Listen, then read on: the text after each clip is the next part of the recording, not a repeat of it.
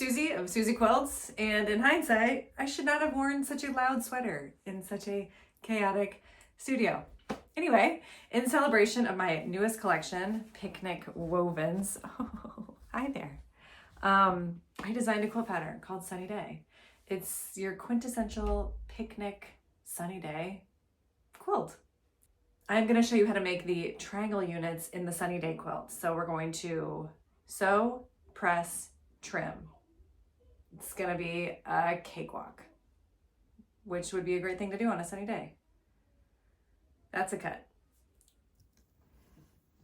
Now this fabric is reversible, so it's going to be different than if your fabric wasn't reversible. I'm using my Picnic Wovens. So again, there is no right side or wrong side, so that does make sewing these triangle units much easier. Okay, you'll notice this triangle has a flat top and then pointy sides, whereas this, what are we calling this? Half triangle? This piece has pointy tops and then a little flat bottom. Okay, so this is going to help us a lot when it comes to lining things up. So right now you're noticing, you're like, oh, this doesn't quite line up. That's normal. That's what we want. I'm going to make sure you can see this. Okay, I'm going to leave a little triangle here so we have some overhang. What I'm eyeballing right here is that when I sew my 1/4 inch seam, it's going to hit this intersection right here. It's going to be a beautiful thing. And then whatever is left over up top, that's just all good. So I'm mostly just going to focus on this. And because these units get trimmed, it's no big deal if it's perfect, but this is going to get me a really nice seam allowance on the bottom where it matters. Okay, here I go. I'm going to lower my foot and I'm going to sew my 1/4 inch seam.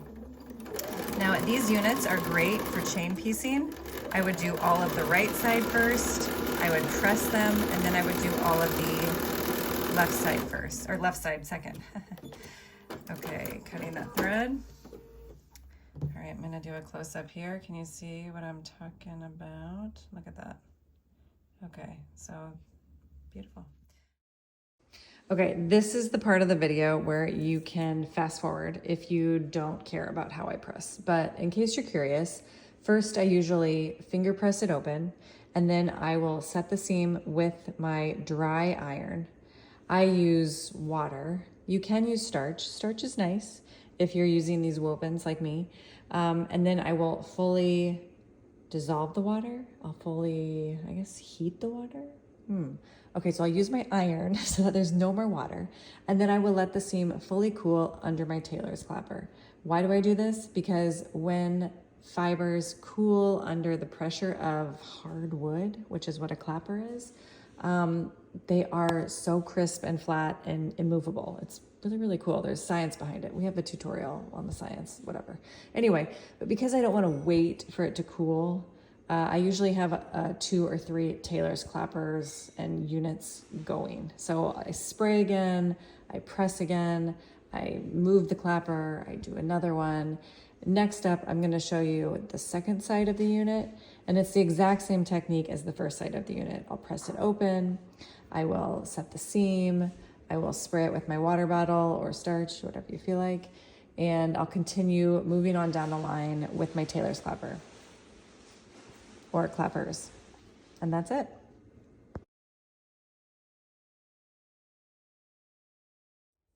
After I've sewn all of the units to one side of the triangle, I press them like this. They're really nice and flat because I used my tailor's clapper. But you can see I haven't trimmed this. I'm not going to trim till the very end. So I have this little triangle overhang, I guess this dog ear, but this one's nice and flush, how it's supposed to be. Thanks for your help, Dean. So I'm gonna stack up all of these.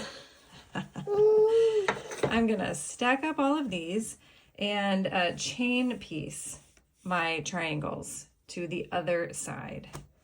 That'll go the fastest. And plus, you know, sometimes when I'm just sewing single triangles, my feed dogs will eat up the little tips of my triangles, and you avoid that completely by chain piecing.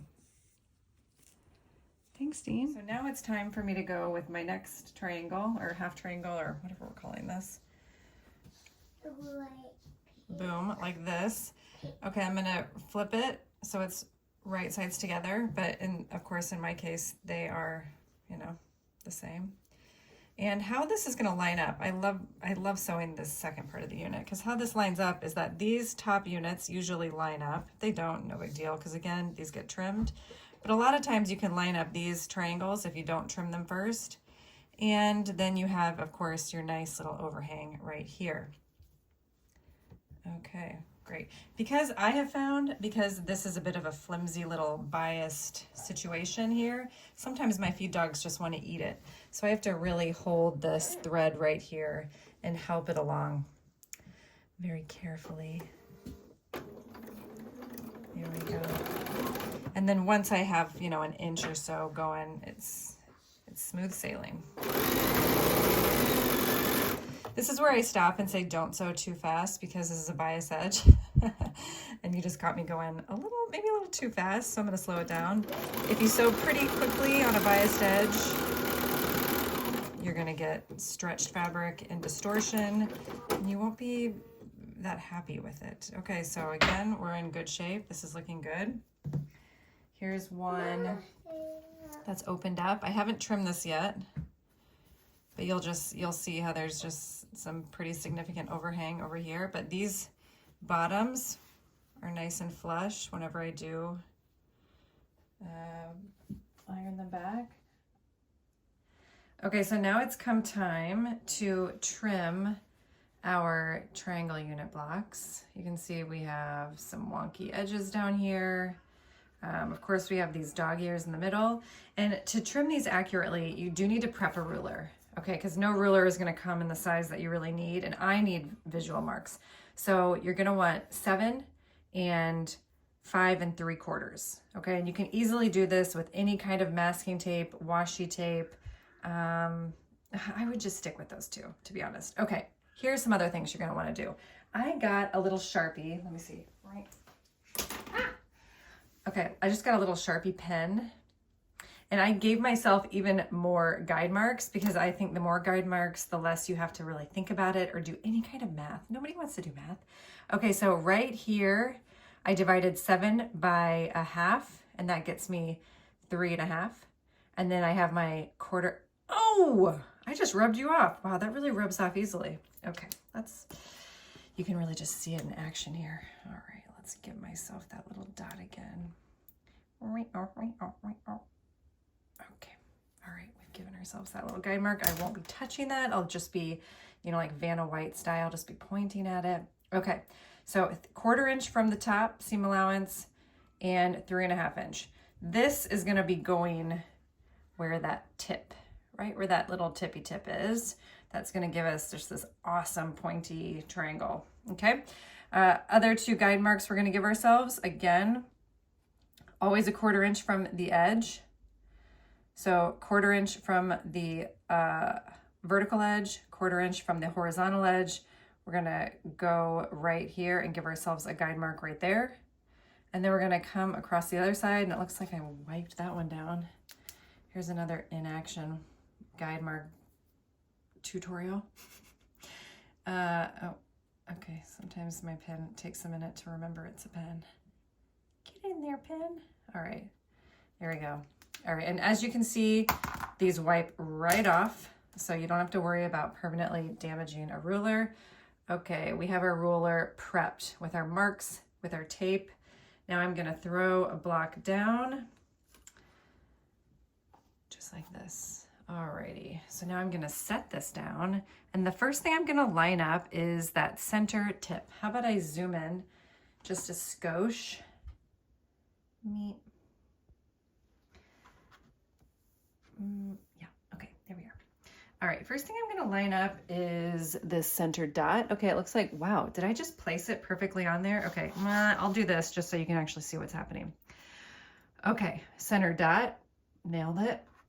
And I want these side dots to hit the triangle intersection, because if you think about it, a 1/4 inch on either side is going to get eaten up into our seam allowance. So I'm going to give myself another little visual.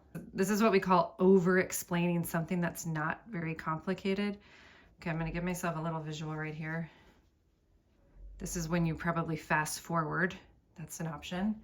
And see how once you sew it, you're gonna get that really sharp point. It's just gonna be a beautiful thing. It's gonna be an absolutely beautiful thing. So that's exactly where we wanna trim it. I'm gonna cut right. Get over here. This thing is on, I have a rotating cutting mat, which is awesome when you have a tripod in your face, or yeah, otherwise. And then now I'm gonna cut on top, trying to cut away from myself as much as possible. I'm gonna lift up my ruler, just throw that over there. And now I don't have to line up any dots or anything like that. Now I'm just gonna line up my edges. So I'm gonna line up my masking tape edges. Okay, so here I go, cutting away from myself. Oh, what just happened? Okay, just really nailed the ruler instead of the cutting mat. Okay, and safety back on. Wowza, today's a day. And there we have it, perfectly trimmed. It's gonna sew up great. We're setting ourselves up really for success for sewing because we have exactly 1/4 inches on where we need to be. This is how it should look. Let me just zoom in, just like that. Just so you can see, this is just how we want it to look. Voila!